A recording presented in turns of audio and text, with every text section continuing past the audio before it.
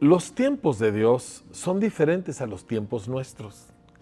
Al nosotros acompañar al apóstol Pablo a través de todas estas diversas aventuras, nos damos cuenta que a veces Dios nos enseña algo, nos da una visión, pero luego nosotros le ponemos tiempos y no siempre concuerdan con los tiempos que Dios tiene planeados.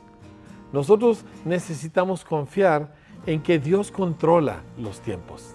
Yo me acuerdo mucho del hecho de que para mí el ser interrumpido en mis planes y en mi agenda diaria siempre me era molesto hasta que leí lo que le pasaba a Jesús. Por ejemplo, un día él va a sanar a la hija de Jairo y tiene prisa porque la niña está grave. Y en el camino una mujer lo toca y queda sanada de su flujo de sangre y pues ahí se dedican algún tiempo a atender esta situación y en ese ínter la niña muere. Y llegan los criados de Jairo y le dicen, ya no molestes al maestro, tu hija ha muerto. Y Jesús voltea y le dice, tranquilo. Y yo pensé, lo interrumpieron, él hubiera llegado a tiempo, pero él es el dueño del tiempo. El tiempo no es problema para él. Además, antes iba a ir a sanar a la niña, ahora la va a resucitar. ¿Dónde está el problema? Así que nos damos cuenta que el Señor está en control de nuestros tiempos.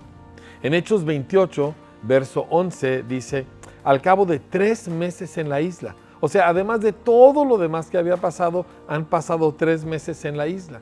Dice, zarpamos en un barco que había invernado ahí, porque hasta el barco les tenía preparado el Señor. Era una nave de Alejandría que tenía por insignia a los dioses dioscuros. Hicimos escala en Siracusa, donde nos quedamos 3 días. Desde ahí navegamos bordeando la costa y llegamos a Regio. Todo esto sobre una isla. Al día siguiente se levantó el viento del sur y al segundo día llegamos a Puteoli. Puteoli está en la costa de la península italiana.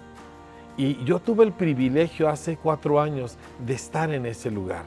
Y ahí hay un memorial, hay una especie de placa muy grande que conmemora el hecho de que ahí llegó el apóstol Pablo con el evangelio a la península italiana.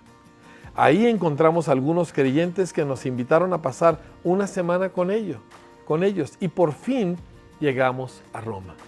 Tanto tiempo Pablo había deseado ir a Roma. Le había escrito a los romanos. Les había dicho, anhelo estar con ustedes y tener algún fruto entre ustedes. Los hermanos de Roma, habiéndose enterado de nuestra situación, salieron hasta el foro de Apio y 3 tabernas a recibirnos. Al verlos, Pablo dio gracias a Dios y cobró ánimo. Pablo había tenido un largo viaje y ya no era un jovencito. Y también un gran hombre de Dios necesita el ánimo y la bendición que otros le pueden impartir. Así que tú eres usado por Dios para bendecir a otros y otros son usados por Dios para bendecirte a ti. Así es como funciona el cuerpo de Cristo. Cuando llegamos a Roma, a Pablo se le permitió tener su domicilio particular con un soldado que lo custodiara. 3 días más tarde, Pablo convocó a los dirigentes de los judíos. Cuando estuvieron reunidos les dijo, a mí, hermanos, a pesar de no haber hecho nada contra mi pueblo ni contra las costumbres de nuestros antepasados, me arrestaron en Jerusalén y me entregaron a los romanos. Estos me interrogaron y quisieron soltarme por no ser yo culpable de ningún delito que mereciera la muerte. Cuando los judíos se opusieron, me vi obligado a apelar al emperador, pero no porque tuviera alguna acusación que presentar contra mi nación. Por este motivo he pedido verlos y hablar con ustedes. Pablo quería establecer un vínculo, una conexión con los judíos que estaban ahí. Estos eran los líderes de la comunidad judía de la ciudad de Roma, era gente importante. Y él quería asegurar que ellos lo pudieran escuchar. Así que él apela a su común nacionalidad y amor por el pueblo judío. Recuerda que Pablo amaba tanto al pueblo judío que él estaba dispuesto a perder su propia salvación si con eso ellos pudieran ser salvos. En esto reflejando el Espíritu de Cristo que aceptó la muerte para que nosotros tuviésemos la vida. Precisamente por la esperanza de Israel estoy encadenado. Así que Pablo conecta con los judíos que están ahí con él. Nosotros no hemos recibido ninguna carta de Judea que tenga que ver contigo, le contestaron ellos, ni ha llegado ninguno de los hermanos de allá con malos informes o que haya hablado mal de ti. Pero queremos oír tu punto de vista porque lo único que sabemos es que en todas partes se habla en contra de esta secta.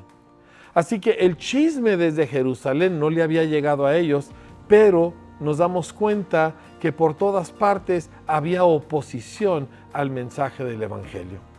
La Escritura dice, Pablo mismo escribió, todo aquel que quiera vivir una vida piadosa va a padecer persecución. Así ha sido y así será siempre. Por eso, este es el momento donde nosotros nos despojamos de una vez y para siempre de ese afán de quedar bien con todos, de que los demás nos aprueben y aún nos admiren. Esto siempre estorbará nuestra vida espiritual, esto siempre causará que tropecemos. Nosotros buscamos la aprobación del Padre y buscamos amar a los demás, sean cristianos o no sean cristianos. Pero si nosotros estamos necesitados de que ellos piensen bien de nosotros, no podremos ser creyentes fuertes. Así que es tiempo de dejar eso a un lado, porque eso en realidad nace de un egoísmo insano. Cuando estamos buscando que los demás piensen bien de nosotros, estamos nosotros pensando en nosotros y no en ellos. Pero Pablo aquí tiene muy claro lo que él debe hacer. Y él está preparando el terreno para comunicarle a ellos el mensaje de Jesucristo, que es la esperanza de Israel. Esto lo veremos en nuestro último estudio del libro de los Hechos, así que no te lo vayas a perder. Vamos a orar. Señor, nosotros, al igual que Pablo y todos sus compañeros, estamos en este camino. Un camino, Señor, que tú has preparado para nosotros, en el cual tú nos acompañas porque así lo prometiste. Ayúdanos, Señor, nosotros a desprendernos de la necesidad de recibir la aprobación y la admiración de los demás y a aprender nosotros a recibir tu aprobación y a amar a los demás. Y de esta manera poder comunicarles tu mensaje con el poder y la unción de tu Espíritu Santo. Lo pedimos en el nombre de Jesús.